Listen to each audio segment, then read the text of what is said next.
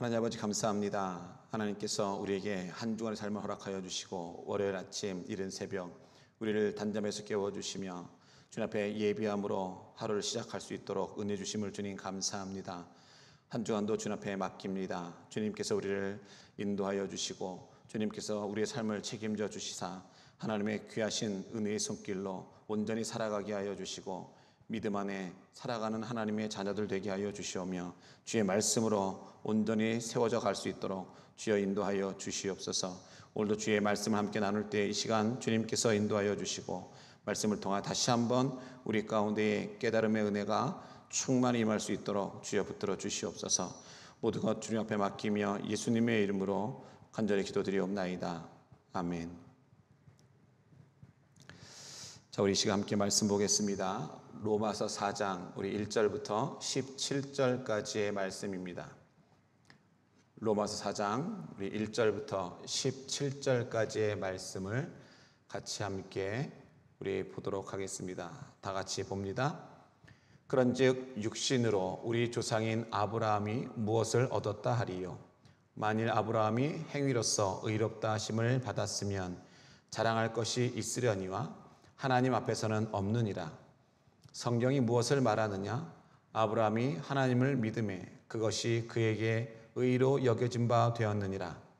일하는 자에게는 그 삭시 은혜로 여겨지지 아니하고 보수로 여겨지거니와 이를 아니할지라도 경건하지 아니한 자를 의롭다 하시는 이를 믿는 자에게는 그의 믿음을 의로 여기시나니 이란 것이 없어 하나님께 의로 여기심을 받는 사람의 복에 대하여 다윗이 말한 바 불법이 사함을 받고 죄가 가려짐을 받는 사람들은 복이 있고 주께서 그 죄를 인정하지 아니하실 사람은 복이 있도다 함과 같으니라. 그런즉 이 복이 할례자에게냐 혹은 무할례자에게도냐? 무릇 우리가 말하기를 아브라함에게는 그 믿음이 의로 여겨졌다 하노라. 그런즉 그것이 어떻게 여겨졌느냐? 할례시냐 무할례시냐? 할례시가 아니요 무할례시니라. 그가 할례의 표를 받은 것은 무할례시의 믿음으로 된 의를 인친 것이니 이는 무할례자로서 믿는 모든 자의 조상이 되어 그들도 의로 여기심을 얻게 하려 하심이라. 또한 할례자의 조상이 되었나니 곧 할례 받을 자에게뿐 아니라 우리 조상 아브라함이 무할례시에 가졌던 믿음의 자취를 따르는 자들에게도 그러하니라. 아브라함이나 그 후손에게 세상의 상속자가 되리라고 하신 언약은 율법으로 말미암은 것이 아니요 오직 믿음의 의로 말미암은 것이니라. 만일 율법에 속한 자들이 상속자이면 믿음은 헛것이 되고 약속은 파기되었느니라. 율법은 진노를 이루게 하나니 율법이 없는 곳에는 범법도 없느니라. 그러므로 상속자가 되는 그것이 은혜에 속하기 위하여 믿음으로 되나니 이는 그 약속을 그 모든 후손에게 굳게 하려 하심이라. 율법에 속한 자에게뿐만 아니라 아브라함의 믿음에 속한 자에게도 그러하니 아브라함은 우리 모든 사람의 조상이라. 기록된 바 내가 너를 많은 민족의 조상으로 세웠다 하심과 같으니 그가 믿은 바 하나님은 죽은 자를 살리시며 없는 것을 있는 것으로 부르시는 이시니라. 아멘. 자, 오늘 본문 우리 로마서 4장 우리 1절에서 17절 이 말씀은 아브라함의 믿음과 의에 대한 논증에 대해서 이야기하고 있음을 봅니다. 오늘 본문을 간략하게 요약을 하게 되면요, 우리의 조상된 그 아브라함 역시 행위가 아니라 믿음으로써 의롭다함을 얻었다라고 하는 것이죠. 또한 아브라함뿐만 아니라 다윗 역시 일한 것이 없이 의롭다함을 그가 얻었습니다. 하나님께서는요, 아브라함의 믿음을 의로 여기신 것은 그가 할례 받기 전이었다라고 하는 것이죠. 할례는 다만 그가 의롭다함을 얻은 것을 증거하는 징표에 불과한 것뿐이었습니다. 그러므로 아브라함은요, 무할례자로서 할례자의 조상이 된 것입니다. 오늘 이러한 내용이 오늘 본문 전반적으로 나타나고 있는 것입니다. 오늘 본문을 크게 두 가지로 나누게 되면 1절에서 12절까지는요, 믿음으로 의롭다함을 얻은 아브라함에 대해서 먼저 말씀해 주고 있고, 또한 13절부터 17절까지는 믿음으로 약속의 상속자가 된 아브라함을 이야기하고 있습니다. 자, 오늘 이 내용을 보게 되면 바울 당시요 유대인들에게 있어서 율법을 떠나 믿음으로 의롭다함을 받는다는 이 바울의 메시지는요, 그동안 바리새인들과 서기관들 및 율법사들에게 배웠고, 그리고 그것을 들어온 사실과는요 너무나도 거리가 먼 것이기 때문에 좀처럼 수긍하기가 힘든 그러한 현실이었다라고 하는 것이죠. 세계 도처에 흩어져 있던 어떤 그곳에 살던 유대인들, 즉 디아스포라는 오직 믿음이라고 하는 그런 십자가 사상을 전하는 바울의 복음을 오해하고 그 오해함으로 말미암아 바울을 대적하게 되어졌고, 또한 이라는 복음을 전해 듣고 신자가 된 그 유대인들조차도요 율법과 믿음의 관계를 제대로 그들이 이해하지 못한 그런 상황이었다라고 하는 것입니다. 자, 바울은 이와 같은 현실을 충분히 파악하고 우리가 지난주에 함께 나눴던 3장 21절과 31절, 오늘 이 앞부분에서 나타나는 그 오직 믿음으로 의롭다함을 받는 이신칭의 교리를 말한 후에 이제 오늘 우리가 함께 나눴던 본문에서요 그 역사적 신뢰를 제시함으로써 보다 생생하고 설득력 있게 복음을 전하고 있음을 우리는 볼 수가 있습니다.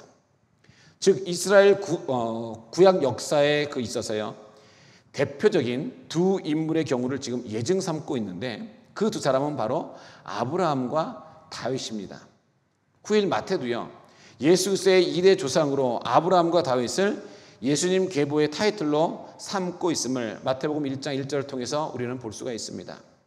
자, 아브라함은 모세의 율법 이전에, 또 다윗은 모세의 율법 이후에 이스라엘 역사를 대표하는 바로 핵심적인 인물인 것이죠. 그래서 오늘 본문을 보면서 우리가 몇 가지 단락을 나눠서 함께 우리가 말씀을 나누고자 합니다. 자, 아브라함은요 믿음으로 의롭다함을 얻었다라고 하는 것이죠. 유대인들은 자기들이 아브라함의 그 후손으로 태어났으니 태어날 때부터 그들은 하나님의 백성이었고, 또한 하나님의 그 백성이라는 그런 징표로 할례까지 받았으니 내가 예수님을 믿지 않더라도 자동적으로 하나님의 백성이 된다라고 그들이 주장하면서 여전히 예수님을 믿기를 거부하자 바울은요 그런 유대인들이 자랑하는 그 아브라함이 하나님께로부터 의롭다라고 인정받을 때가 언제인지를 지금 논증하고 있는 것입니다. 오늘 본문 1절은 이렇게 기록하고 있지요. 그런즉 육신으로 우리 조상인 아브라함이 무엇을 얻었다 하리요. 아브라함이 무엇을 얻었다 하리요. 자, 여기서 만일 의롭다함을 받은 것이 행위에 있지 아니하고 믿음에만 있다고 한다면 유대인의 조상인 아브라함의 경우는 어떠하냐고 지금 질문하고 있는 것입니다. 유대인들이 그들의 조상이라고 믿고 있는 그 아브라함의 경우를 들어서요 지금 설명하려고 하는 것이에요. 자, 그렇다면 아브라함이 의롭다함을 얻은 그때가 언제일까요? 자, 하나님께서는요 소돔과 고모라를 심판하신 이후에 아브라함에게요 하늘의 별처럼 그의 후손이 많아지리라고 말씀해 주셨습니다. 아브라함이 이 말씀을 믿으니 하나님께서는 그 믿음을 의로 여기셨다라고 창세기 5장 5절부터 6절은 말씀하고 주고 있습니다. 그리고 할례를 받은 때는요 그때로부터 14년이 지난 후인 이삭이 태어나기 1년 전에 하나님께서는 아브라함과 그의 집에 있는 모든 남자들에게 할례를 받게 하셨다라고 하는 것입니다. 그러므로 아브라함이요 의롭다고 인정을 받은 그때는 바로 할례를 받기 이전이라고 하는 것이죠. 자, 아브라함이 하나님을 믿음에 하나님께서 이를 의로 여기셨다라고 하는 이 말씀은요 창세기 15장 6절의 말씀을 인용하고 있는 것인데, 이때는 아브라함이 분명히 할례를 받기 이전이었습니다. 오늘 창세기 15장 6절에 이렇게 기록하죠. 아브라함이 하나님을 믿음에 그것이 그에게 의로 여겨진 바 되었느니라. 자, 여기서 우리는 믿음과 의가 동등하게 취급되고 있음을 우리가 알 수 있습니다. 즉 하나님께서는요 아브라함의 믿음을 보시고 그것을 의로 평가하고 계산해 주셨다고 하는 뜻입니다. 여기서 믿음의 의로 평가되는 원리와 이유는 믿음의 핵심과 대상은 그리스도시요 또한 그리스도는 곧 의이시기 때문입니다. 이것을 상술 개념으로 말하게 되어지면요, 하나님께서는 아브라함에게 의를 내어주실 때에 단지 그의 믿음을 받고 계산해서 주신 것이지, 행위는, 즉 인간들이 보기에 아브라함의 행위가 아무리 뛰어났을지라도 그 행위는요 전혀 거들떠보지도 않고 따라서 한 푼어치도 계산해 주지 않았다라고 하는 의미인 것입니다. 왜냐하면 하나님 보시기에요, 타락한 인간은 본질상 그 모든 행위가 의롭지 못하고 또한 의로울 수가 없기 때문이다라고 하는 것입니다. 그러므로 인간이 절대 의로우신 그 하나님 앞에서요, 그 행위로서가 아니라 믿음으로써 의롭다함을 받는 그 원리, 이것이 바로 은혜요. 이 같은 은혜를 입은 자는 진정 복 있는 사람인 것입니다. 또 하나님을 믿으니 이것이 그에게 의로 여겨졌다라는 이 말씀을 통해서 오늘 바울이 여기서요, 아브라함이 의로 여김을 받았을 때가 할례를 받기 전인지 후인지를 논증하는 그 이유는, 유대인들이 아브라함을 예를 들으면서요, 자기들은 할례를 받았으니 나는 예수를 믿지 않아도 하나님의 백성이라고 자꾸 주장하기 때문이다라고 하는 것이에요. 그러나 유대인들이 자랑하는 그 아브라함도 하나님을 믿으니 이것이 그에게 의로 여겨졌습니다. 그러므로 그의 후손인 우리도요, 예수님을 구주로 믿어야만 의로 여김을 받게 되는 것입니다. 그 어떤 것으로도 우리는 의롭다 칭함을 받을 수가 없다라고 하는 것이죠. 오직 우리는 예수 그리스도를 믿음으로 말미암아 우리는 의로 여김을 받게 되는 것입니다.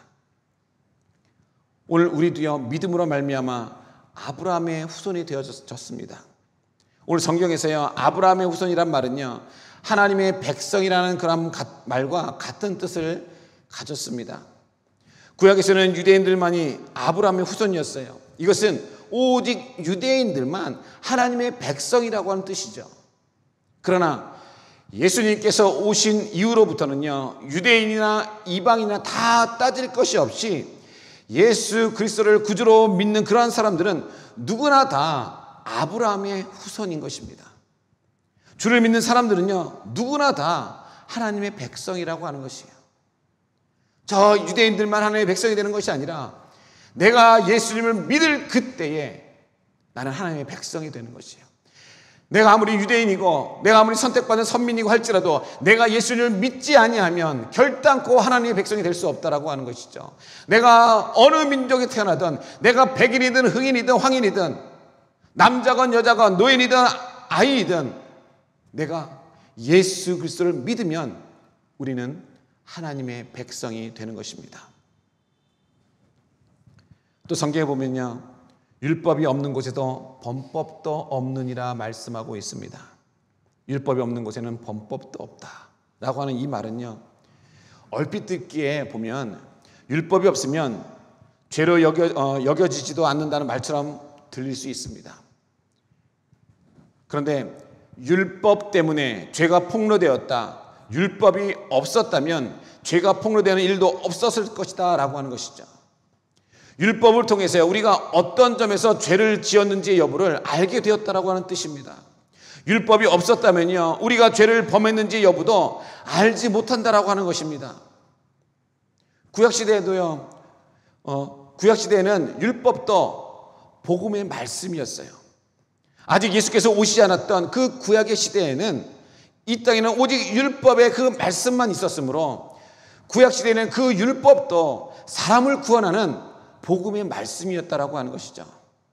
하나님께서는 이 율법을 배우고 익혀서 그 말씀대로 행하면 하나님의 백성으로 인정하시겠다라고 말씀하셨습니다. 그 말씀대로 사는 것이 사람에게 있어서 참으로 어려운 일이기도 했지만 어쨌든 구약시대에는요, 율법이 사람을 구원하는 복음의 말씀이었습니다. 그러나요, 그 율법이 도리어 사람을 죽이는 그러한 법이 되어졌다라고 하는 것이죠. 이 세상 사람들 중에요, 율법을 하나도 빠짐없이 온전히 지킬 수 있는 그런 사람은요 아무도 없으니 율법이 도리어 사람을 죽이는 법이 되고 말았습니다. 그러므로 율법은 더 이상 사람을 구원하는 복음으로서의 그러한 역할을 하지 못하게 되어졌다라고 하는 것이죠. 왜냐하면 이미 모든 사람들이 죄를 범한 상태이기 때문에 그렇습니다.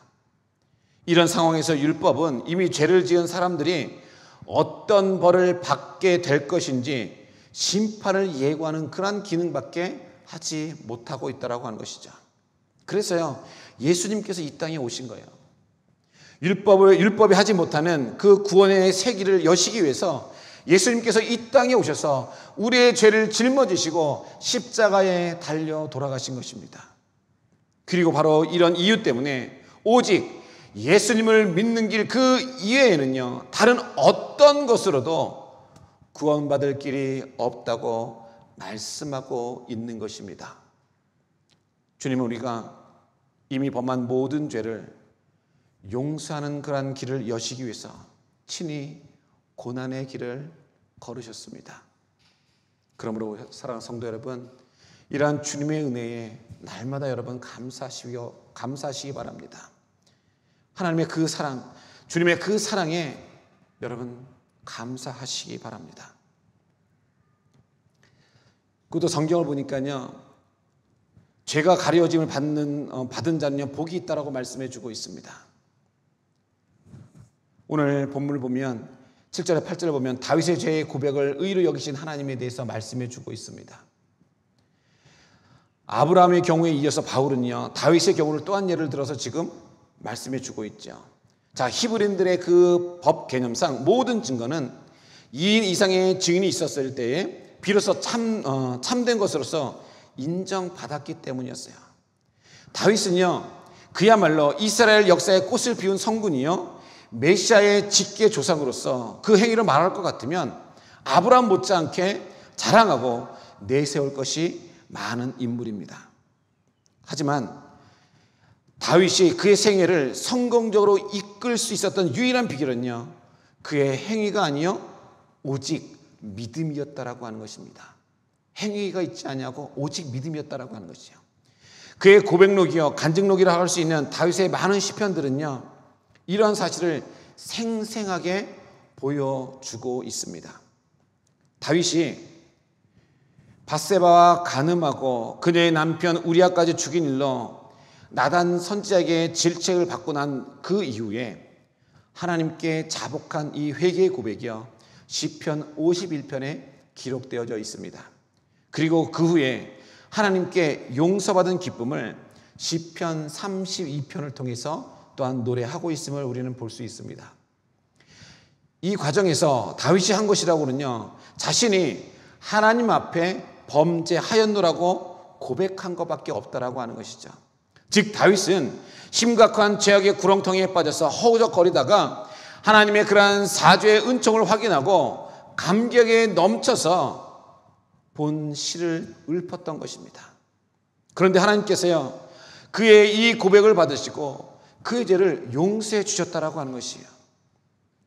인간의 행위의 한계점에서 다윗은 위로부터 임하는 하나님의 그 음성의 손길을 오직 믿음으로써 그것을 붙잡았던 것입니다. 이처럼 행위로서가 아니라요 믿음으로써 죄 사함을 받는 자는 진정 복 있는 사람이다라고 하는 것입니다. 우리가 하나님을 믿을 때에 우리가 그 어떤 행위로도 우리가 하나님을 붙잡을 수 없습니다. 우리는 오직 믿음으로 주님 앞에 나아가야 되는 것입니다. 그럴 때 우리가 죄사함을 받고 하나님이 주신 놀라운 그 복을 누릴 수 있게 되는 것입니다. 여러분, 만일 어떤 사람이요 열심히 일한 대가로, 즉 행위의 대가로 인해서 그 삭스를 받는다면 그것은 응당 받아야 될 그냥 그것이 보수일 뿐이지 결코 그것이 은혜가 아니다라고 하는 것이죠. 내가 땅을 파고 내가 땅을 일구고 내가 열심히 건물을 짓고 내가 어떤 일을 해서 받는 그 모든 일들은 나에게 응당한 대가에 주어지는 그런 보수일 뿐이다라고 하는 것이죠. 그건 은혜가 아니다라고 하는 것이죠.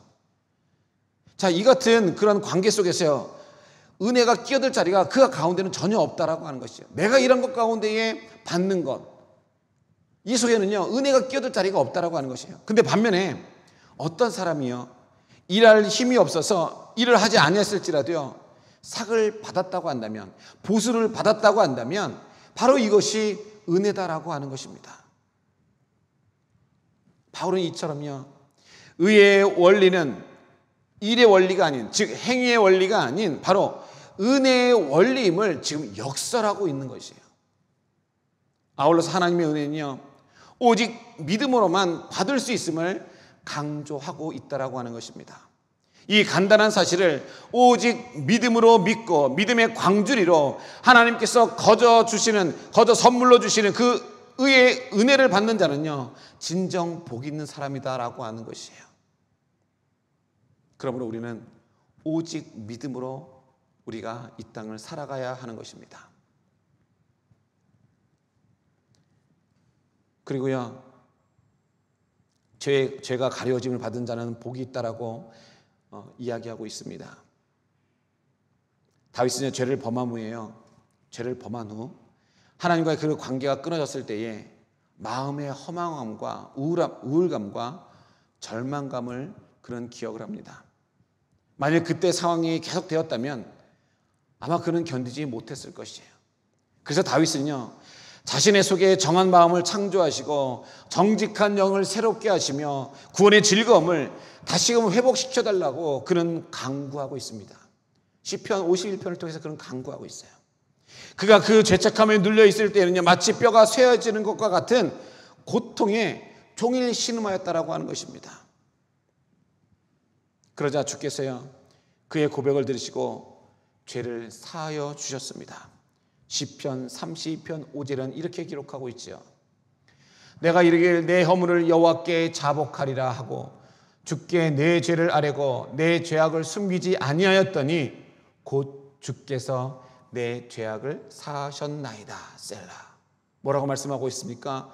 다윗은요, 내가 갖고 있던 그 모든 허물을 지금 여호와 하나님께 나와서 자복하면서 아뢰었습니다. 그 모든 나의 죄를 아뢰었더니, 내 죄를 숨기지 아니하고 모든 것을 다 주님 앞에 아뢰었더니 그 주님께서 나를 용서해 주셨다라고 하는 것이에요. 나에게 죄사함을 받게 하셨다라고 하는 것입니다. 사랑하는 성도 여러분, 우리는 이렇듯 다윗이 고백하였던 것 같이 우리도요, 주님 앞에 자복하며 나아가야 되는 것입니다. 내 의로 내가 원하는 대로 내가 살아가는 것이 아니라 모든 것 주님 앞에 맡기면서 우리의 죄악을 주님 앞에 내어놓고 다윗과 같은 심령으로 주님 앞에 엎드리며 우리가 나아갈 수 있어야 되는 것입니다. 그래야 할 때 우리가 지었던 죄들을 주님이 용서해 주실 줄로 믿습니다. 시편 32편은요, 다윗이 죄의 용서함을 받은 후에 그 기쁨을 노래한 시예요. 이 기쁨을 주께 노래하면서 경배하는 것이 바로 예배인 것입니다. 그가 자신의 궁인 시온성에서요, 하나님을 노래하며 찬양하니까 그 시온성을 예배의 자리로 종종 묘사가 되고 있다라고 하는 것이죠. 사랑하는 성도 여러분, 우리가 드려지는 이러한 예배 때에요, 죄의 용서함을 받는 그 기쁨들을 여러분 표현하시기 바랍니다. 예배를 통해서 우리의 모습을 하나님께 올려드려야 되는데 그것을 표현해야 된다고 하는 것이에요. 남녀 간의 그 사랑을 나눌 때에도요, 사랑은 표현하라고 되어져 있습니다. 그 남녀 간 사랑뿐만 아니라 부모와 자식 간에도 마찬가지입니다. 서로 간에 그 표현하지 않는 그 사랑의 마음은요, 아무 소용이 없다라고 하는 것이죠. 서로가 알 수가 없어요. 저 사람이 내 마음 알겠지? 아니요, 몰라요. 표현하셔야 됩니다. 자녀들에게도요, 내가 너를 사랑한다, 사랑의 고백을 하셔야 될 것이고, 내 아내에게도 내 남편에게도 고백을 하셔야 되고, 이런 고백이 있을 때에 서로가 알게 되는 것이, 그걸 표현하게 되는 것이, 이러한 표현이 나타나는 것이 바로 예배라고 하는 것입니다. 내가 죄사함을 받은 것, 내가 주님으로 인해서, 주님의 그 십자가의 보혈로 인해서 내가 죄사함을 받은 것, 그것을 표현하는 그것이 오늘 우리가 드려지는 그 예배다라고 하는 것이에요. 주께서 그냥 두셨다면 지옥에서 영원히 고통당할 나를 위해서 주께서 대신 십자가에 달리심으로 말미암아 죄의 용서함을 오늘 우리는 받았습니다. 그래서 나 같은 흉악한 자도요, 천국 백성이 되는 그러한 소망을 갖게 되어진 것입니다. 여러분, 이 기쁨보다요 더 큰 것이 없다라고 하는 것이죠. 그런데요, 세상에서는요, 그보다 작은 것을 얻으면서도 뛸 듯이 기뻐하면서 죄의 용서함을 받고 하나님의 의와 영광을 얻은 그 기쁨에 대해서는 마치 장례식장에 있는 것처럼 기쁨을 표현하지 않는 것은요, 예배를 지금 잘못 드리고 있다라고 하는 것이에요. 내가 영원한 생명을 얻게 되어지고 내가 천국 백성이 되어지고 저 천국 하나님 우편에 가서 예배할 수 있는 그런 자리에 내가 있음에도 불구하고요, 우리는 그 예배 드리는 그 모습이요, 너무나도 장례식과 같은 그런 어두운 모습으로 우리가 나온다라고 하는 것입니다. 우리 예배는요 축제라고 이야기합니다. 예배는요 하나 앞에 드려지는 축제인 것입니다. 아까도 말씀드렸듯이 예배는 우리의 표현이에요. 우리의 표현. 어떻게 보면 이런 것을 볼 때에 또 아프리카 사람들이 드려지는 그런 예배들, 그들의 민족성이 있고 그들의 문화적인 환경도 분명히 있겠지만 어찌 보면 그들의 그 모습이요 하나님이 기뻐하시는 그런 모습이 아닐까 저는 개인적으로 생각할 때가 있습니다. 저희 교회 옆에도요 아프리카 처치가 있지만 자, 그들의 모습을 보면, 예배하러 오는 그 모습들을 보면요 모습이 달라요. 우리하고는요. 얼마나 멋지게 하고 그런지 모르고요, 그들이 예배하는 그 모습을 보면 그들이 갖고 있던 그 모든 것을요 찬양하면서 예배하면서 그 모든 것을 다 쏟아내고 표현하는 그 모습들을 보면 얼마나 감격스러운지 몰라요. 우리가 이런 모습이 있어야 된다라고 하는 것이에요. 하나님 앞에 찬양하면서 내가 그런 기쁨들, 하나님이 나에게 새 생명을 주셨고 하나님의 자녀 되게 하여 주셨음을 내가 기뻐하며 예배하는 것, 그 모든 것이 나의 모습을 통해서 드러나야 한다라고 하는 것이에요. 근데 많은 사람들이, 분명 표현하시는 분도 있습니다. 그러나 많은 사람들이요 누가 볼까 봐, 우리나라는 그런 양반 문화가 있잖아요. 그런 것 때문에 그런지 모르겠지만 너무나 점잖게 예배를 드리시는 것 같아요. 좀 더 젊었을 때는요 하다 보면 그냥 시키면 하다가도요 청년이 되고 조금 나이 먹으면 목사님 저 이제 나이 먹어서 못해요. 뭐 나이 먹어요. 너무 나이 먹기는. 내가 죽는 그날까지 하나님 앞에서 기뻐 찬양할 수 있어야 됩니다. 다윗이 그랬던 것처럼 왕의 모습을 내려놓고 옷이 벗겨져도 모를 정도로 주님을 찬양할 수 있는 우리의 모습이 되어져야 한다라고 하는 것이에요. 과거에요 어느 교회 갔더니 어느 교회는 60이 넘으신 70 되시는 그런 분들이 앞에 쫙 나와서 찬양을 하는데 막 율동을 하며 찬양하는 그 모습을 보면서 저는 너무나도 많이 은혜를 받았어요. 세상 끝날 때까지 우리는 찬양할 수 있어야 되는 것이에요. 젊은 애들이 있으니 제들로 시키세요. 아니요. 나이가 많건 적거간에요 나는 주님 앞에 서면 나는 주님의 자녀인 것입니다. 나이가 상관없이 나는 주님을 찬양할 수 있어야 돼요. 그것이 주님 만난 자이고 주님으로부터 죄를 용서함 받은 자의 모습인 것이고 주님의 자녀로서 세워진 자의 모습이라고 하는 것입니다. 그러므로 여러분, 우리가 받은 그 모든 것을 기쁨으로, 그 기쁨을 온 몸과 마음을 다해서 여러분 표현하시기 바랍니다. 주님이 얼마나 사랑스러운 분이신지 여러분 고백하시기 바랍니다.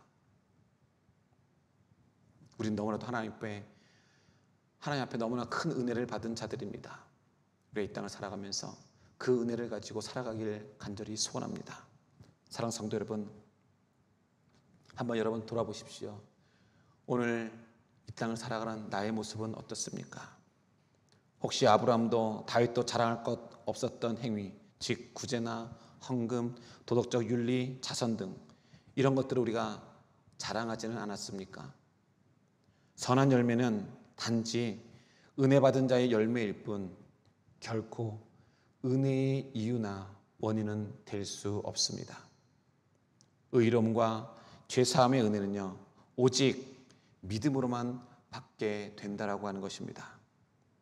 아브라함도 다윗도 오직 하나님의 그 약속을 믿는 믿음으로, 즉 메시아 약속을 믿는 그 믿음으로 의롭다함을 받았고, 또한 그들 또한도 죄사함을 받았습니다. 성경은요, 바로 이런 자들을 가리켜서 복 있는 사람이다라고 말씀해 주고 있습니다. 그렇다면 오늘 여러분은 진정 복 있는 사람이십니까?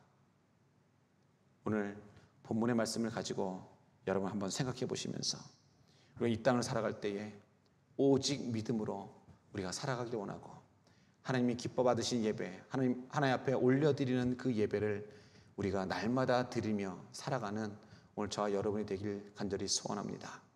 오늘 바울이 이야기했던 것 같이 아브라함과 다윗의 모습을 우리가 닮아서 하나님 앞에 인정받는 자로서 주님 앞에 예비하며 또한 이 땅을 살아가는 오늘 저와 여러분이 되기를 다시 한번 주님의 이름으로 축복하며 축원합니다. 이 시간 기도드리겠습니다. 하나님 아버지, 우리 이 땅을 살아가면서 정말 주의 말씀대로 주의 은혜 가운데 우리가 살아가길 주님 소원합니다. 주님 부르시는 그날까지 주님이 기뻐 받으시는 예배를 올려드리는 우리의 모습이 되게 하여 주시옵소서. 나의 죄사함 받은 그 기쁨, 천국 백성이 된 그 기쁨을 내 온몸과 마음으로 표현하고, 나를 사랑하시는 우리 사랑스러운 하나님을 내가 기뻐하며 표현할 수 있도록 주님 우리를 붙들어 주시고 인도하여 주시옵소서. 오직 믿음으로 주님 앞에 나아가길 주님 소원합니다. 우리의 행위가 아닌 믿음으로 주님 앞에 온전히 나아가게 하여 주시고, 세상에 그 어떤 것도 주님 앞에 나아가지 못함을 오늘 말씀을 통해 깨닫사오니 오직 믿음으로 바로 서게 하여 주시고, 주의 말씀대로 살아가 이 땅 가운데에 하나님의 자녀로서 주의 향기를 나타내며 살아가는 오늘 우리 모두가 되게 하여 주시옵소서. 모든 것 주님 앞에 맡겨오며 예수님의 이름으로 간절히 기도드리옵나이다. 아멘. 우리 시간 함께 기도하실 때에 우리 말씀을 생각하시면서 오늘 나를 구원하기 위해서 주께서 행하신 일을 바로 깨닫게 하여 주시옵소서. 예배 드릴 때마다 이 기쁨을 온 마음과 몸을 다해 표현하게 하여 주시옵소서. 내 안에 주님을 사랑하며 기뻐하는 마음을 가득 채워 주시옵소서 라고 여러분 오늘 말씀을 기억하시면서 같이 여러분 기도해 주시고, 계속해서 우리 나라와 민족을 위해서, 우리 언더도 교회를 위해서, 우리 교회의 지체들을 위해서, 또한 지체들의 직장과 사업장들을 위해서, 또 우리 2명의 목회자를 위해서 여러분 같이 기도해 주시기 바랍니다. 계속해서 우리 코로나 종식과 치료제를 위해서 여러분 기도해 주시고, 계속해서 우리 육신의 연약함을 안고 있는 우리 남주현 성도와 또 우리 박정아 사모님을 위해서 여러분 같이 기도해 주시기 바랍니다. 어제 갑자기 또 연락이 왔습니다. 우리 남편 되시는 우리 이진섭 선교사님께서 연락이 왔는데, 우리 박정아 사모님 또 이 가슴 쪽에 손가락 크기만한 것이 새롭게 올라와서 확인해 보니까 악성암이라고 또 밝혀졌다고 그러더라고요. 여러분 같이 우리 박정아 사모님 위해서 기도해 주셔서 더 이상 재발하지 않도록 하나님 치료하는 모든 순간들 속에 하나님께서 만져주셔서 깨끗함으로 치유받고 하나님의 맡겨주신 사역지로 돌아갈 수 있도록 하나님께서 만져주시옵소서. 여러분 같이 기도해 주시기 바랍니다. 우리 남주현 성도와 우리 박정아 사모님을 위해서 같이 여러분 기도해 주시고, 또 여러분이 가지고 계신 기도 제목 놓고 기도하신 후에 모든 순서는 다 마치도록 하겠습니다. 할렐루야. 사랑하는 주마시 아버지 주님 감사합니다. 하나님 아버지, 오늘 말씀을 통해 다시 한번 믿음으로 의롭게 된 아브라함을 아버지여 말씀을 통해 다시 한번 보게 하여 주시고 깨닫게 하여 주시면 주님 감사합니다.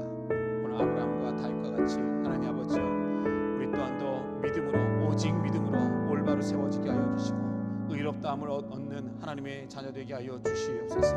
특별히 하나님 아버지여 나를 구원하기 위해서 주께서 행하신 일을 바로 깨닫게 하여 주시옵소서. 또한 예배 드릴 때마다 이 기쁨을 온 마음과 몸으로